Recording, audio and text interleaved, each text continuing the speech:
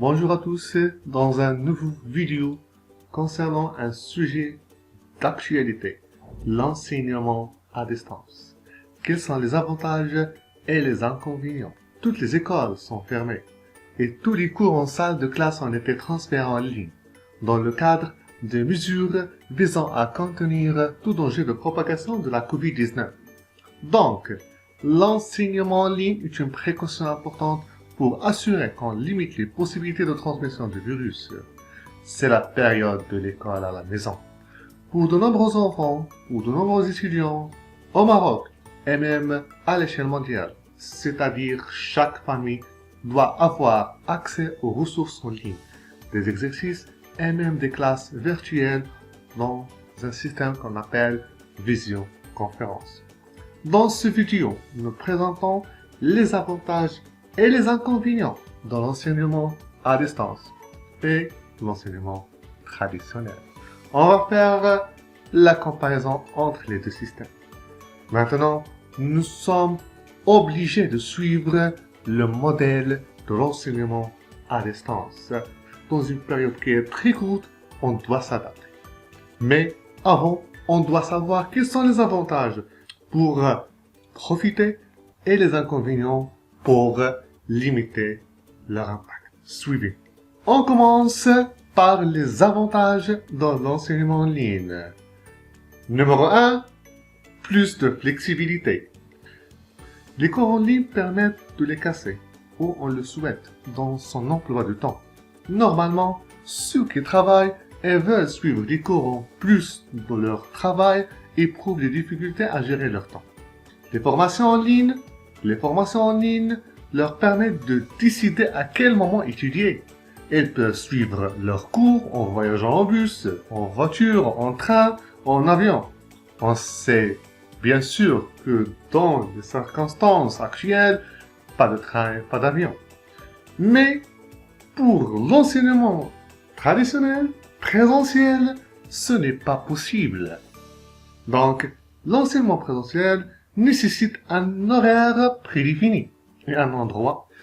Mais les cours en ligne vous donnent le temps de vous gérer pour apprendre. Premier avantage, c'est plus de flexibilité.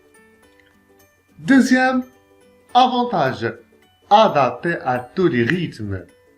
Chaque apprenant travaille à son propre rythme. Dans le cas où vous seriez plus rapide que les autres, il n'y a aucunement besoin de les attendre. L'inverse est également vrai. Si vous êtes plus lent, vous pouvez prendre votre temps sans gêner qui que ce soit.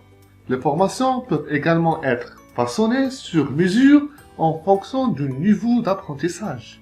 Deuxième avantage, adapté à tous les rythmes. Troisième avantage, pratique. L'enseignement à distance, contrairement à l'enseignement en présentiel, permet de fournir une formation en temps et lieu asynchrone. Les apprenants n'ont plus besoin de se déplacer et de se conformer à des horaires. On se forme où l'on veut, quand on veut. Il suffit de disposer d'une connexion Wi-Fi et d'un ordinateur portable, d'une tablette ou d'un smartphone. Donc, elle est plus pratique. En fait, le e-learning permet à des apprenants qui veulent rester chez eux, par exemple pour des raisons familiales, de mettre à profit leur temps libre pour continuer d'apprendre et d'évoluer au niveau professionnel. Avec l'enseignement à distance, il est inutile de se déplacer ou de demander à un professeur de venir au domicile. Les cours auront la particularité d'être réalisés en ligne. On peut travailler dans un environnement familial qui permet de travailler facilement. De plus, un gain de temps considérable est à prévoir. Le e-learning, lorsqu'il est bien conçu, repose désormais sur des supports ludiques et variés, des vidéos, formats interactifs, des podcasts, forums, questionnaires, diaporamas, etc. Donc, troisième avantage, c'est pratique. Quatrième avantage, choisir la formation de ses rêves. Suivre une formation de ses rêves nécessite souvent de faire des déplacements dans une autre ville ou dans un autre pays. La formation en ligne facilite cette tâche pour plusieurs étudiants Quatrième avantage, choisir la formation de ses rêves. Arrivons maintenant aux inconvénients, l'autre facette de l'enseignement en ligne. Premier inconvénient, moins d'interaction. L'enseignement en ligne facilite l'accès à distance à une salle de classe à l'heure qui arrange l'apprenant. Ce dernier peut éprouver un sentiment d'isolement. C'est parce que ce type d'apprentissage est un acte individuel, ce qui peut lui donner un sentiment de solitude. Maintenant, la technologie progresse et les apprenants peuvent s'engager plus activement avec des enseignants ou d'autres étudiants en utilisant des outils tels que la vidéoconférence, les médias sociaux et les forums de discussion. Premier inconvénient, moins d'interaction. Deuxième inconvénient, problème de santé. Les apprenants qui suivent une formation en ligne passent trop de temps sur ordinateur ou sur smartphone ou sur tablette et d'autres appareils de ce type. Cela signifie que la fatigue visuelle, la mauvaise posture et d'autres problèmes physiques peuvent affecter l'apprenant. Deuxième inconvénient, problème de santé. Troisième inconvénient, moins d'engagement.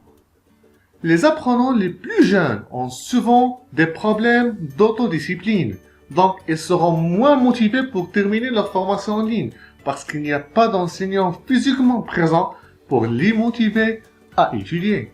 Pour finir la vidéo, on veut parler de l'émergence de l'apprentissage en ligne. Donc, pour limiter les aspects sociaux d'une salle de classe traditionnelle, il est préférable d'utiliser des outils tels que des tableaux de messagerie et des groupes Facebook. Ils donnent aux élèves l'impression qu'ils ne regardent pas seulement un babillard vide, mais qu'ils parlent à des personnes réelles. Bien sûr, cela ne remplace pas les pairs de classe. Deuxième point, les élèves apprennent naturellement les unes des autres tout en résolvant des problèmes et en travaillant en collaboration dans une salle, dans une classe traditionnelle. Ils sont encouragés par un enseignant qui ne provient pas d'une vidéo enregistrée. L'apprentissage en ligne n'a pas encore trouvé de moyen d'imiter la vie dans une classe réelle. En fait, l'apprentissage en ligne fournit aux enseignants une rétroaction précise et claire sur la façon dont un étudiant interagit avec le matériel. Ils peuvent voir où les élèves trouvent des difficultés et les devoirs en cliquant sur un bouton. Une charge de travail réduite permet aux enseignants d'adapter leurs compétences par d'autres moyens. Des moyens plus avantageux pour les élèves et la classe. Moins d'heures passées à classer les dossiers signifie plus de temps passé à engager chaque élève à un niveau individuel. C'est cette combinaison de contenu personnalisé et de gestion de ressources qui permet aux enseignants de diriger nos salles de classe vers l'avenir. Merci beaucoup pour votre suivi de cette vidéo. N'oubliez pas de suivre la chaîne, de cliquer sur j'aime et de nous fournir vos recommandations, vos conseils dans les commentaires. Merci à vous, à la prochaine vidéo.